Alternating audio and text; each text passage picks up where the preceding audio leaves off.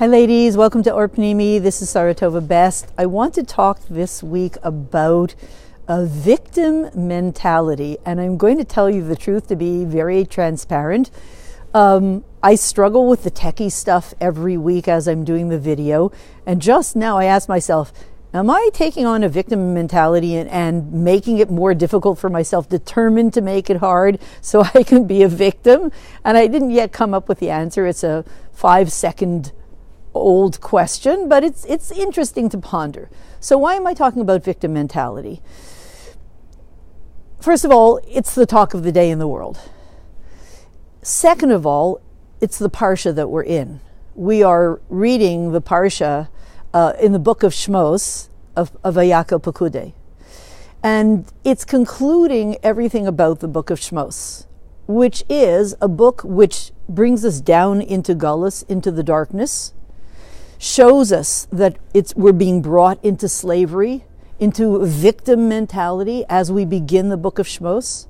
And yet, as it proceeds, we come to the giving of the Torah, to Har Sinai, to Mount Sinai, in which we become free. And in addition to that, we understand that as we're going down into the darkness, into that sense of enslavement in Egypt, in the land of Egypt, simultaneously we're becoming free people. So which one is it? Are we victims or are we free? Rather than give you the answer, because it's a pat answer, let's give you the tools. And I'm just going to bring before that one example. In New York City, whoever of you live in New York City, you know that one of the things that we deal with is alternate side of the street parking. And it's a lot of work if you don't have a garage, moving the car from day to day. And really, you kind of have to babysit your car. You know, if you have an appointment between 12 and 1:30, you can't really do it unless you have the car on the other side, because you have to be available to move your car if someone honks the horn when you double park, etc. So am I a victim of the city's parking regulations? Do they run my life? Or am I a leader? Am I a victim or am I a free person? Am I a victim or am I a leader? It feels sometimes like I could be a victim to their system. So let's see the tools that are available to us to look at this whole dynamic in a very few minutes. The end of this whole book, Parshas Vayakel Pekudei, is a blend of two diametrically different energies. Vayakel is all about creating groups, gathering together all of your energies, gathering together everything that exists to create a group. Ostensibly, it's about building the tabernacle, the Mishkan, in the desert, which is a vehicle for bringing holiness, godliness, light down into our physical existence. To say it in simple terms, bringing all that good stuff, that good inspiration into your everyday life. That's what the Mishkan, the tabernacle, is all about. And it is the crux of all of existence, not only your existence and hers and hers and hers, but it is the basis of all, the bedrock of all of existence. Building and maintaining and pulling together everything in the world to build this tabernacle, this Mishkan, that then enables me to be fully me as a free person, as a free woman. That's what it's all about. Plus all the benefits for the rest of the world. But for me, it enables me to be free. It gives me access to that potential in which I am free. It gives that to me in my everyday life. When I have to move the car to the other side of the street and somebody's honking and all of that, I can be free. I do not have to be a slave or a victim. So the two energies that are involved are, as we said, Vayakel. Vayakel consisted of Moses being told to pull together all of these different substances, gold and silver and copper and different precious stones and skins and dyes and all kinds of things, bringing them all together from many different places, people donating them, all collecting them and putting them together as one composite to create this Mishkan, this tabernacle. For us, on the personal level, it means it's all about the group. It's not about you.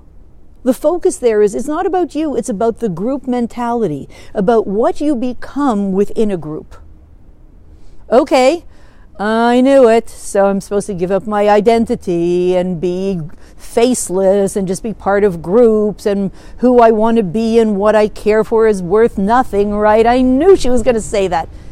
Wait, we said there are two opposite energies. The next parsha after Vayakel is Pekudei. Pekudei is about enumerating the distinct quality of each and every substance, each and every material that was brought, that was part of this Mishkan, evaluating the uniqueness and the preciousness and the distinctness of each and every substance, of each and every material. For us, that means personally, for me, that means looking at my unique qualities, talents, characteristics that are different from everybody else's. So the first energy, Vayakel, is focusing on just become part of the group. Just do what they say, become part of the community, part of the composite. Who cares what you want? Who cares about your uniqueness? Your greatness is in being part of a group. Pekudei is your greatness is by emphasizing your distinct advantage, your distinct qualities that nobody else has. So which one is the real one? Well, what do you think? Both come together. We complete the reading of this book of Shmos, which is dealing with darkness and slavery and freedom and all of that contradiction. We complete it by putting together these two energies. It's a composite of both. And one of the things that we see in the world today, and I made a little list here of all the examples, one of the things that we see in the world today is the world is an oxymoron. Meaning it's all about groups. It's all about not my individual identity. For instance, every 5 minutes you're being asked to join somebody else's Facebook group, somebody else's WhatsApp group. Just become part of the group, the group, the group. 40 days of Tehillim, you want to be part of the group, the group, the group. Join the group, join the group, join the group. It's all about your greatness will be as being part of the group. Just be a cog in the wheel, be part of the group, a faceless part of the group. And at the same time, the idea of groups, Facebook revolutions. There literally, we know over the past few years, have been revolutions, global revolutions that were created worldwide through Facebook groups and viral posts. This idea of the group creates an energy that creates massive change in the world. The group, the group, the group, the group. That's Vayakel. So we're living in a Vayakel world, aren't we? It's about the group. At the same time, we're living in a Pekudei world. The uniqueness of every individual, how do we know?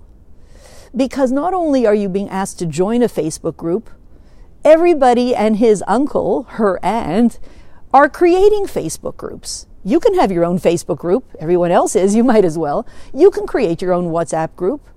Everybody is becoming the CEO of their own company, creating a company, making themselves the CEO.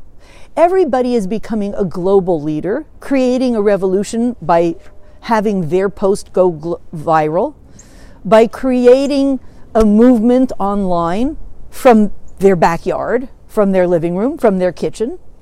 Everybody's doing it. Because everybody has something to add to the equation that nobody else does. Everybody is unique. There are no two eyelashes that are the same, none.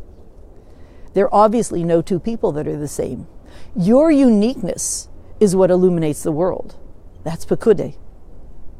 And that's why it's today everyone is saying, they don't call me America's foremost fashion consultant or foremost coach or foremost business marketing expert for nothing. Well, who decided that you are America's foremost marketing expert? I did.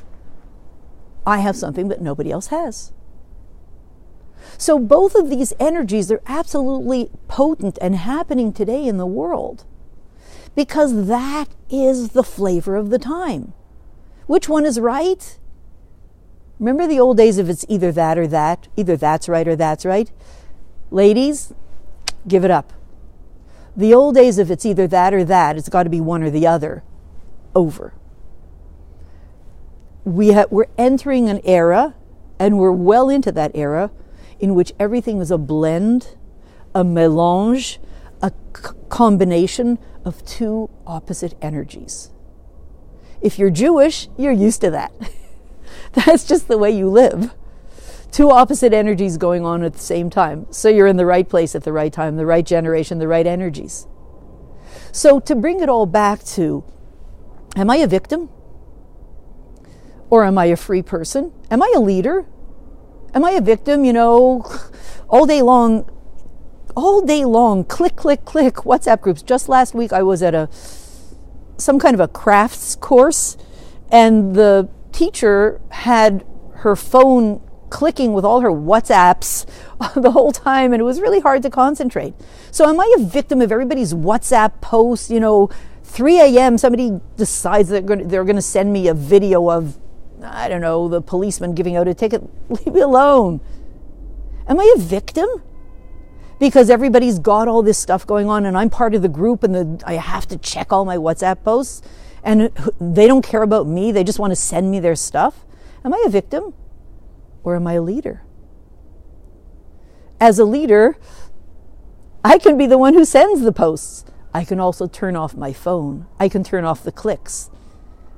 Am I a victim? How could I be a victim if I have so much power? If I can create a revolution, a global revolution with my post, how can I possibly be a victim? A victim can't create such revolutions. The kind of power that the individual has today was never before in history. So I can't be a victim, but what about the parking stuff? Sure feels like it. So the answer, ladies, is that today we live in a blend of both. It's not a simple blend to create, but we are being empowered through the Torah, through our holy Torah, the blueprint of creation, to step into this combo, this combination, this mélange, this unity of being part of the group and losing my identity, happily so, because there's something greater to be achieved that can only be achieved through the group. And at the same time, I do not lose my unique contribution. On the contrary, it is expanded through the group. To say it simply, my personal greatness begins to blossom and begins to expand and begins to be revealed in the world through my being part of a whole, a group that is greater than myself. And hence the Hasidic Verbringen, which it says, can accomplish more than the angel Michael, Malach Michael. Not the individual, but the group. So when I am part of that group, as it says, Kal Gadol Yeshuvahenu, this great multitude will return to a place of unity, of ultimate activation, of ultimate light, together with my unique qualities. So surely in this week, as we're being empowered by Vayakel Pekudei, we will find ourselves moving forward to the third Beis HaMikdash immediately now. Thanks so much.